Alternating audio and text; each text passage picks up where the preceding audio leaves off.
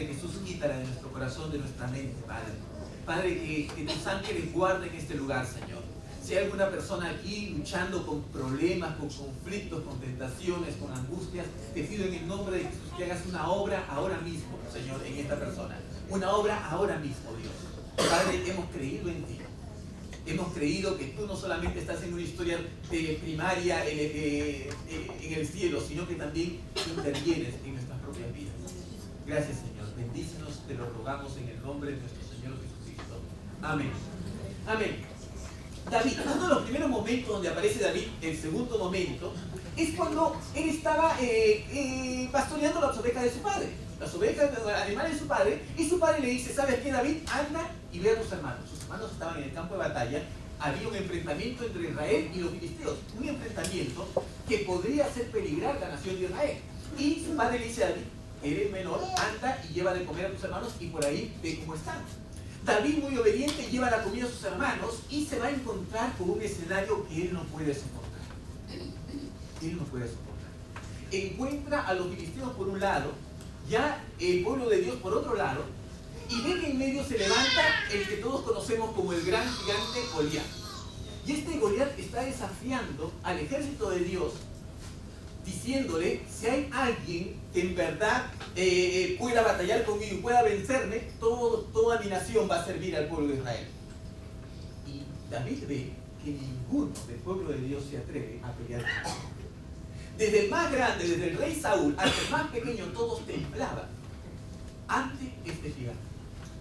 Y a David le llegó lo que en un momento nosotros en esta iglesia hemos llamado el momento Popeye. ¿Recuerdan el momento Popeye? ¿Recuerdan o no recuerdan? Bueno, los que son nuevos por aquí no lo recuerdan.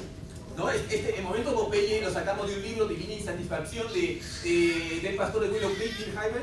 Y este momento Popeye habla del momento en que nosotros llegamos a una circunstancia donde no podemos soportar. ¿Recuerdan a Popeye? ¿Cuál era el momento donde Popeye no soportaba las cosas? Cuando Brutus o Bruto, ¿cómo se llamaba esto? Bruto no comía espinaca. Cuando Bruto cogía a su novia, de alguna manera, eso a Popeye el manso, Popeye esto no lo soportaba.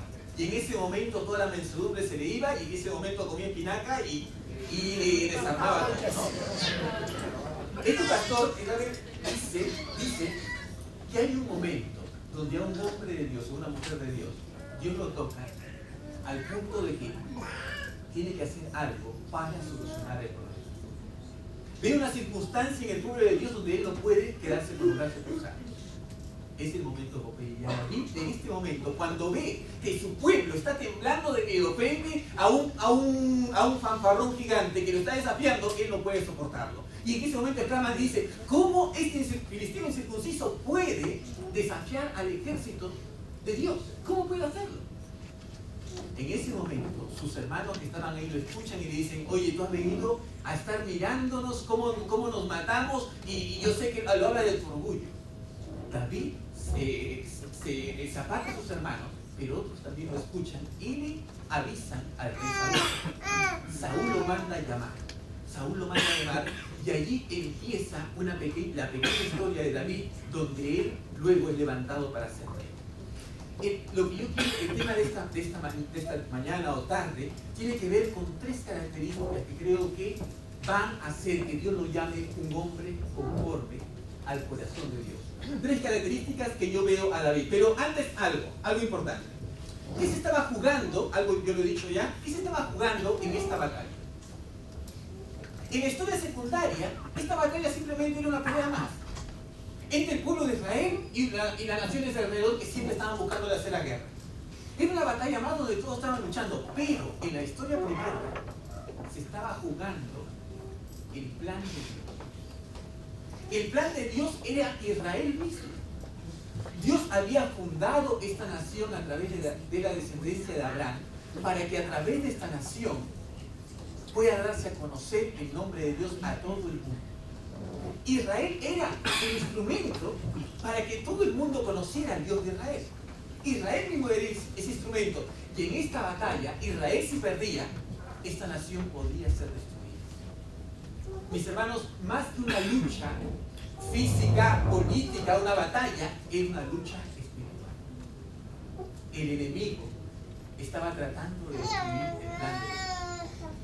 El enemigo estaba tratando de destruir lo que Dios había levantado para restaurar la comunión entre el hombre perdido y su creador. El enemigo estaba tratando de aplastar el plan de Dios en esa batalla. Y algo que podemos decir aquí, mis hermanos, todos nosotros nos estamos inmersos en una batalla.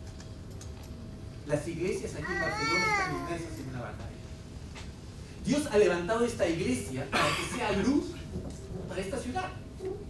Dios ha levantado las 110 iglesias más o menos que hay en Barcelona para que sean luz en esta ciudad. Y mis hermanos, el enemigo, a través de muchas cosas, está tratando de apagar estas iglesias, de desarmar estas iglesias, de desaparecer estas iglesias. ¿Sabéis que muchas iglesias se cierran? Muchas iglesias evangélicas de aquí se cierran. ¿Quién está detrás de todo eso? Muchas iglesias van quedando con gente mayor solamente. ¿Y esto qué va a pasar? Cuando solamente quedan las iglesias con gente mayor, cuando la gente mayor vaya, si no viene el Señor antes, vaya pasando a la presencia del Señor, estas iglesias al final se van a cerrar. Mis hermanos, y esto, cada iglesia, esto nos tiene que mostrar que cada iglesia tiene una lucha espiritual. Ahora, y no solamente las iglesias, sino tú y yo estamos en una lucha espiritual. Dios te ha salvado para que tú seas luz a tu entorno.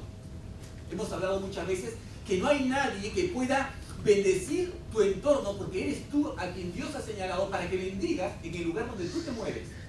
Yo no puedo ir donde tú estás. Yo no puedo, ni nadie aquí puede tener contacto con tus contactos. Bueno, ahora estamos todos contactados por el Facebook y todas estas cosas, ¿no? Sin embargo, nadie puede tener tanta influencia para con los tuyos como tú mismo. Los que van a tener influencia con tu familia, eres tú mismo. Los que van a tener influencia con tus amigos, eres tú mismo. Los que van a tener influencia con los compañeros de trabajo, eres tú mismo. Eres tú. Ahora, tú eres el plan de Dios, pero el enemigo va a tratar de destruirte a ti como instrumento de Dios. Va a tratar de apagarte, va a tratar de que estés temblando como estaba temblando el pueblo de Israel y va a tratar de romper tu actividad, de romper tu posibilidad de servir al Señor. Tú y yo estamos en una lucha espiritual. Y yo debo preguntar, ¿te has dado cuenta que estás en una lucha espiritual? ¿Te has dado cuenta que muchas veces Satanás te ataca? ¿O las circunstancias te atacan para hacer que pierdas tu fe? ¿Para hacer que pierdas tu fervor? Satanás va a utilizar muchas cosas para hacer que pierdas tu fervor. Ahora, lo que esta mañana, lo que esta tarde quiero ver en David es qué características tiene la persona que Dios va a usar para que el plan de Dios siga desarrollándose, para que la historia primaria siga desarrollándose y tenga éxito. ¿Qué características tiene el hombre o la mujer de Dios que Dios va a usar para la extensión de su reino? En primer lugar, hemos visto en David le coge el momento Popeye, lo que llamamos la divina insatisfacción. Él, en ese momento, cuando ve esto, dice, no, esto no puede ser. El pueblo de Dios no puede estar así. Él está disconforme con la situación en que están las cosas. No puede el pueblo de Dios estar temblando de esa manera. Antes de avanzar, yo al escribir esto, me tuve que hacer la pregunta, Jorge, ¿hay algo con lo que tú ves en el pueblo de Dios ahora con lo cual tú no estás conforme? Yo me tuve que hacer esta pregunta. ¿Hay algo con lo que tú ves aquí en el pueblo de Dios, en este pueblo donde estamos, con lo cual tú no estás conforme? Y yo quiero decir algunas cosas. En la mañana les dije que puedan cogerse bien, porque de repente alguna cosa puede ser muy fuerte lo que diga, pero voy a decir mis disconformidades. Si alguien me preguntara, yo voy a decir mis disconformidades. Si yo tuviera que responder esta pregunta, diría que hay muchas cosas. Por ejemplo, diría que no estoy contento con la escuela dominical, con que la escuela dominical sea solamente una guardería para algunos padres y que ni siquiera los padres pregunten cómo va la evolución espiritual de su hijo o su hija. No estoy contento con eso, y perdonadme el atrevimiento. Converso con los maestros de escuela dominical y me dicen, Jorge, los padres ni siquiera se acercan a preguntar cómo están las cosas. ¿Sabéis que cada semana los maestros trabajan y les dan unas hojas para que puedan dialogar en la mesa sobre el tema desarrollado? Y muchos padres no lo saben. Mis hermanos, la niñez es el momento, es la oportunidad que tú tienes para sembrar la palabra del Señor, para que tu hijo se salve de cometer los errores que tú y yo hemos cometido porque no conocimos al Señor desde pequeños. Es el momento. Los jesuitas decían, entrégame un niño de 1 a 6 años y yo te entregaré un hombre. Los jesuitas saben que en esa edad, en esa pequeña edad, es donde tú estás sembrando valores, donde tú estás formando el árbol. Es como los ejemplos de siempre. El árbol en el inicio tiene que poner una guía, si no crece torcido. Y mis hermanos, la mejor guía no es solamente un buen colegio, no es solamente que le des de todo lo que tú no tuviste. La mejor guía, la palabra del Señor, es lo que nos va a impedir que cometan los errores que tuvimos cometido. Y mis hermanos, yo no estoy conforme con cómo está la escuela dominical, porque los padres no preguntan. ¿Y qué significa eso detrás? Es que se toma la escuela dominical como una guardería, como un momento donde nos libran de los pequeños para que nos permitan pasar un buen culto. Y lo siento por el atrevimiento, pero es así. Yo te digo que preguntes. Los hermanos trabajan y lloran. Es una escuela de formación espiritual, la escuela dominical. Y tienes que preguntar. Tienes que preguntar. No estoy contento, un segundo punto, no estoy conforme con los adolescentes. ¿Por qué? Y esto viene con mis gustos personales ya. Yo he sido pastor de adolescentes por 4 años y viene con mis gustos espirituales. No estoy conforme con los adolescentes, con que los adolescentes no tengan una banda musical que explote los talentos que ellos tienen. Yo no estoy conforme con esto. ¿Por qué? He dicho que son gustos personales. Gustos personales. Porque veo que los adolescentes tienen muchos talentos que dar y necesitan expresarlo de alguna manera. Y una de esas maneras que yo he visto y que lo he tenido es esto. Que hay muchas más. Hay muchas más. Pero no estoy conforme con que los adolescentes no tengan algo donde expresar toda esa fuerza que tienen, todos esos talentos que tienen. Con los jóvenes, no estoy contento con los jóvenes de esta iglesia, de mi iglesia, porque los jóvenes deben ser la fuerza impulsadora de la iglesia, que se lancen proyectos para influenciar nuestro barrio. Y todavía no logramos serlo. No logramos serlo. Y los jóvenes son estos, mis hermanos. Y no estoy contento. No estoy contento con que no tengamos un ministerio de matrimonios que abrace y afirme a cada hogar destruido que entra por estas puertas. No estoy contento. No estoy contento. Muchas veces hermanos vienen y dicen, pastor, esto no se hace, esto no se hace. Mis hermanos, yo no soy ignorante de esto. No me doy cuenta. Mi trabajo, la iglesia me paga para trabajar con la iglesia. Sin embargo, para que cada ministerio funcione tiene que haber personas atrás que lo funcionen. Para que el ministerio de alabanza funcione, no es simplemente, digamos, el ministerio de alabanza funciona, es mucho trabajo.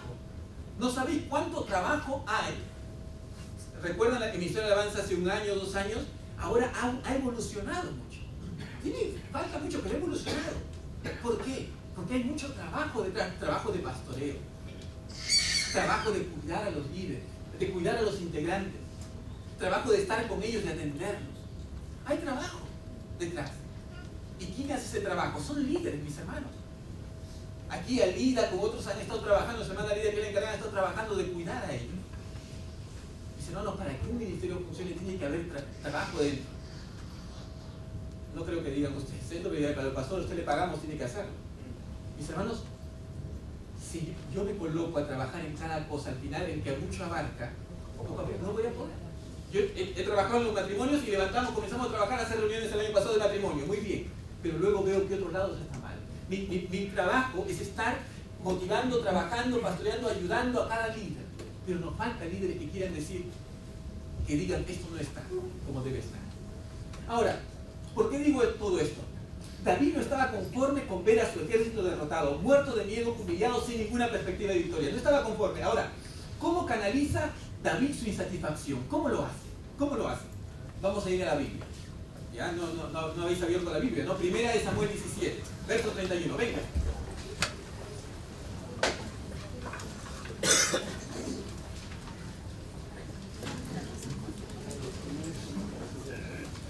Tres maneras como David canaliza su disconformidad. 3 maneras como David canaliza la desazón que tenía porque veía que las cosas no funcionaban, que así no debían ser las cosas. 3 maneras. 31 y 32. ¿Alguien que lo lea en voz alta?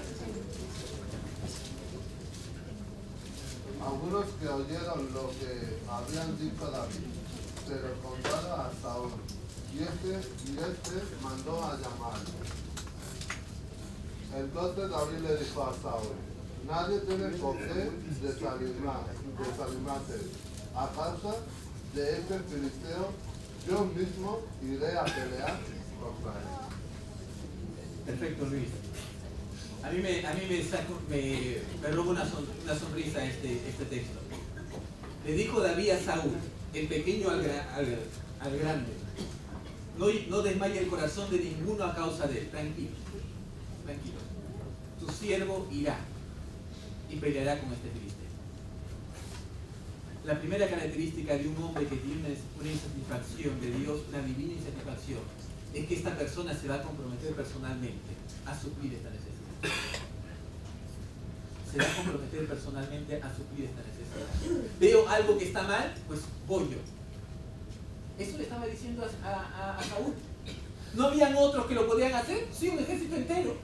Pero David no estaba pensando en nosotros. Él decía, bueno, hay esta necesidad, yo voy a ir. Yo voy a ir. Mis hermanos, cuando algo viene de Dios, tú te comprometes a esto.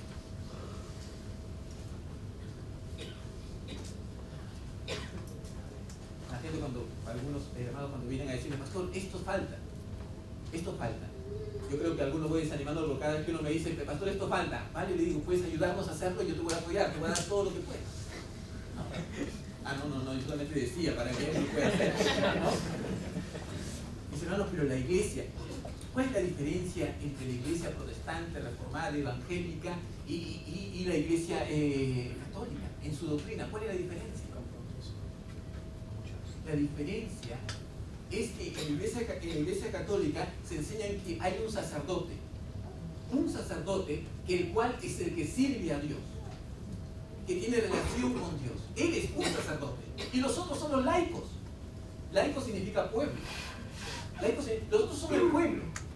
Pero el que sirve es el sacerdote. La iglesia protestante reformada instituyó, y más que instituyó, simplemente volvió a levantar el concepto bíblico que todos somos sacerdotes. Y todos somos llamados a servir. Todos, tú y yo. Y cuando algo es de Dios, tú te vas a ofrecer. Mis hermanos, no necesitamos estos críticos que están en la grada mirando el partido diciendo, oye, esto está mal, oye, no se juega así, tienes que hacerlo de esta manera. No, el creyente con una insatisfacción que viene de Dios se baja de la grada, se pone la camiseta y se pone a jugar juntamente con todos, a luchar juntamente con todos. Eso es cuando viene de Dios. Yo me ofrezco. En segundo lugar, yo veo en David una segunda característica de su insatisfacción, veo una fe espiritual. Verso 37, que alguien lo lea, por favor. Verso 37. En voz alta. Añadió David: Jehová, que me ha librado de las garras del león y de las garras del oso, él también me librará de la mano de este filisteo. Y dijo Saúl a David: ve, y Jehová esté contigo. A David le dice, pero si eres un muchacho y eres un pastorcito, ¿no? Eres un pastorcillo. Y David dice, no, así como Dios me ayudó a ser librado de la garra del león y de la garra del oso, me librará del poder de este filisteo. Una fe espiritual. ¿Por qué coloco este término espiritual? Porque sabéis que todos tenemos fe natural.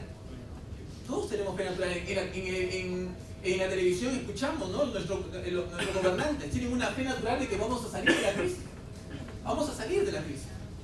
¿No? Es natural, todos tenemos fe. Sin embargo, la fe espiritual es distinta, es la que produce el Espíritu de Dios. Es una fe que no nace de nuestro propio corazón, sino nace del Espíritu de Dios en nosotros. Ahora, ¿cómo diferenciar, cómo saber cuál es una fe natural y cuál es una fe espiritual? La diferencia lo podemos también ver en David. Cuando tú te decides a tener la iniciativa para solucionar una necesidad que hay en la iglesia, en el pueblo de Dios, va a haber circunstancias que van a querer desanimar. David dice, ¿quién es este incircunciso? ¿Qué dijeron sus hermanos? ¿Recuerdan? Su hermano Eliab, ¿qué dijo de David? Ha venido solamente a estar mirando, eres un soberbio. Eres un chismoso, ¿no? Va a haber oposición. Ahora, pero aquel que tiene una iniciativa basada en una fe espiritual, él no se desanima, sino que persevera en esa decisión. David, como hemos visto en la historia, tiene muchos obstáculos. Nadie creía en él.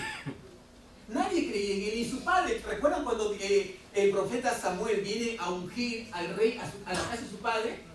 Su padre trae a todos sus hermanos menos a él. No creían en él. Mis hermanos, va a haber obstáculos cuando tú quieres servir al Señor. Cuando quieres solucionar una dificultad, una necesidad. Pero aquel que tiene una fe espiritual no tira la toalla. Sigue adelante porque lo que tiene en su corazón es algo que Dios le ha dado. Viene de un llamado personal de Dios. Y las hay. Y las hay. ¿Cuántas veces me tocó con la iglesia que me dice, pastor, yo quería servir aquí, pero el hermano me ha puesto una cara de cafetera que no, ya no hago nada. Hala, que lo haga él. Que lo haga él. He querido servir aquí y no me dan las facilidades. Quiero hacer todo y me ponen obstáculos, me ponen cabe, ¿cómo se dice aquí? Zancadilla. Zancadillas, me ponen esto. Y no me permiten hacerlo. Bueno, cuando algo viene del Señor, tú vas a seguir adelante a pesar de todo. Pero cuando es una fe natural, escucha, cuando es una fe natural, la fe natural se desanima. La fe natural se molesta. La fe natural se indigna y no quiere. Bueno, si no me quieren apoyar, bueno, allá ellos. Que la vean. Hermanos, una fe espiritual es una fe que viene del Espíritu de Dios y te ayuda a perseverar, porque más vale el llamado que tienes de Dios. Y esa carga viene de Dios. Pero en tercer lugar, la tercera característica de una insatisfacción que viene de Dios, una insatisfacción divina, es lo que he denominado simpleza. Simpleza. ¿Qué pasa? Saúl dice, bueno muchacho, tú quieres ir a pelear con Goliat, bueno, tú mates, ¿no? Tú mismo, venga. ¿Qué hace Saúl? Vamos al texto. Verso 38, venga. 1 Samuel 17. Saúl vistió a David. Alguien que lea 38 al 40. Y Saúl vistió a David con sus ropas y puso sobre su cabeza un casco de bronce y le armó de coraza. Y ciñó David su espada sobre sus vestidos y probó a andar, porque nunca había hecho la prueba. Y dijo David a Saúl, yo no puedo andar con esto, porque nunca lo practiqué. Y David echó de sí aquellas cosas.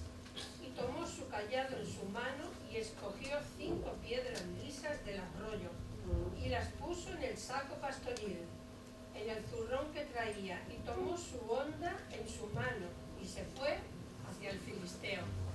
Perfecto, Concha. Mis hermanos, lo que Dios te pide de ti, cuando tú ves que hay una necesidad que se tiene que solventar en la iglesia, es que tú simplemente des lo que tú tienes. Que des lo que tú sabes. David le pusieron un traje que no era el suyo. Le estaban dando armas que nunca había usado. David no era un guerrero de espada y coraza. No lo era. Y le estaban haciendo que sirva a Dios de una manera que nunca lo había hecho. David lo que hace, quítame esto de aquí. Quítame esto de aquí. Voy, yo cojo mis 5 piedras allí, en mi zurrón, y ya está. Y su onda.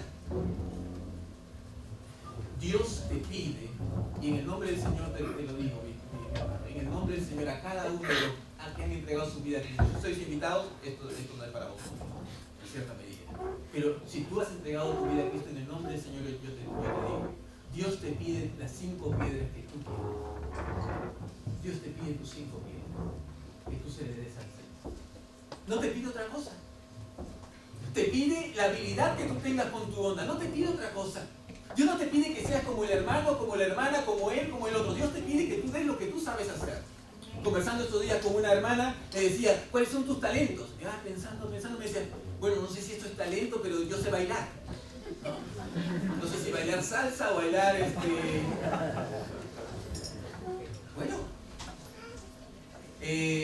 Bueno, uno de mis sueños que tengo, yo quisiera ver una presentación de los jóvenes o adolescentes, pero que esa presentación inicie, un poco espectáculo, ¿no?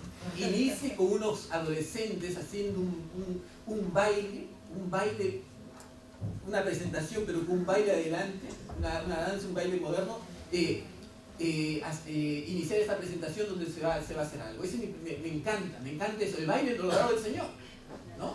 Ahora no estamos hablando de bailar estos bailes que vienen de estos países, ¿no? Perú, todos estos lugares.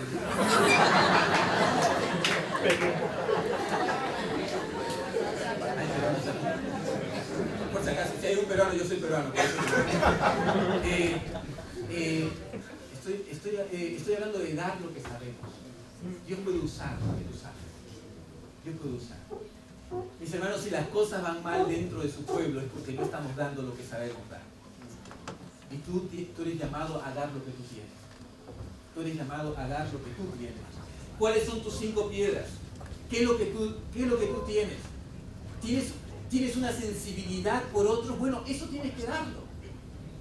Cada domingo, mis hermanos, siempre, alguna vez se lo he dicho aquí, cada domingo vienen personas necesitadas de una mano amiga, con que le digan cómo estás. ¿Quieres conversar un momento? Hay personas aquí, yo estoy seguro hay personas aquí que han venido con el corazón quebrado. Han venido tal vez diciendo, esta es la última vez que vengo a esta iglesia y nunca más voy a venir y nunca más voy a tener relación con Dios porque esto no funciona. Y necesitan una persona que se pare allí y le diga, ¿sabes qué? Yo tengo en mi corazón conversar contigo. Permíteme conversar contigo. Pero lo que muchas veces hacemos, y yo también he caído en esto, es que termina la celebración y lo único que estamos pensando es en nosotros mismos, en nuestros amigos, en con los que tenemos relación. Pero eso no es la iglesia de Dios, eso no es el cristianismo. Si terminamos esta celebración tenemos que pensar en el otro, en el que está al lado, en aquel que vemos triste. ¿Alguna vez te ha pasado que has visto y lo has visto medio triste a una persona? ¿Quién te ha mostrado esto? ¿El enemigo? Es Dios, mis hermanos, que te está mostrando la necesidad. ¿Cómo saber la voluntad de Dios? Me adelanto primero a mi experiencia con Dios. Una de las cosas, ¿cómo saber la voluntad de Dios? Dios te va a mostrar dónde Él quiere que tú te involucres. Cuando tú ves una necesidad, es Dios mostrándote dónde Él quiere que tú te involucres. Cuando tú ves esa necesidad. Yo hago, dijo Jesús, lo que veo hacer a mi Padre. Ese es el método de servicio. Uno no tiene que lanzarse a hacer lo que uno quiere. Si Dios te muestra algo, ahí únete. Si ves que Dios está hablando, únete a eso. Porque tú eres un colaborador para el Señor. Son características, 3 características simplemente el carácter de David. Compromiso. No espera que otro lo haga, yo lo hago. Fe espiritual, no se desanima. Simpleza, da lo que tú tienes. Simplemente quiero mencionar una pequeña cosa. Un evento más de David. ¿Recuerdan a David? Una de las cosas que hizo y que llamó mucho la atención y recibió críticas fue cuando trajo el arca a Jerusalén. David, cuando vence a Goliat, todavía no es rey. Había sido ungido, pero todavía no era rey. Pasa 14 años de sufrimiento y luego llega a ser rey. Pero cuando llega a ser rey, él una de las primeras cosas que hace, trae el arca que había sido olvidada. Primera de Crónicas 13:3 dice, había sido el arca olvidada de los tiempos de Saúl. Y lo primero que hace David cuando entra a ser rey, trae el arca de ese lugar donde estaba olvidada y lo trae al centro de la nación, a Jerusalén. Un hombre o una mujer que tiene una divina satisfacción va a buscar que el Señor ocupe el centro de nuestra vida. El Señor ocupe el centro de nuestra vida. ¿Saben? Es lo primero que hace David. Pero lo segundo que hace David es algo que le trae crítica. Se pone a bailar. Y baila con toda su fuerza. Y se pone a bailar como cualquier pueblerino, cualquier muchacho del pueblo. Se pone a bailar. Es lo mismo. Se pone a bailar y recibe críticas.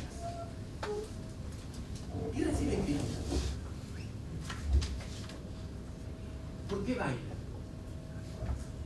¿Qué danza? ¿Por qué hace todo esto? Dios había dejado de ser exaltado en medio de su nación. ¿Quién era exaltado? El rey anterior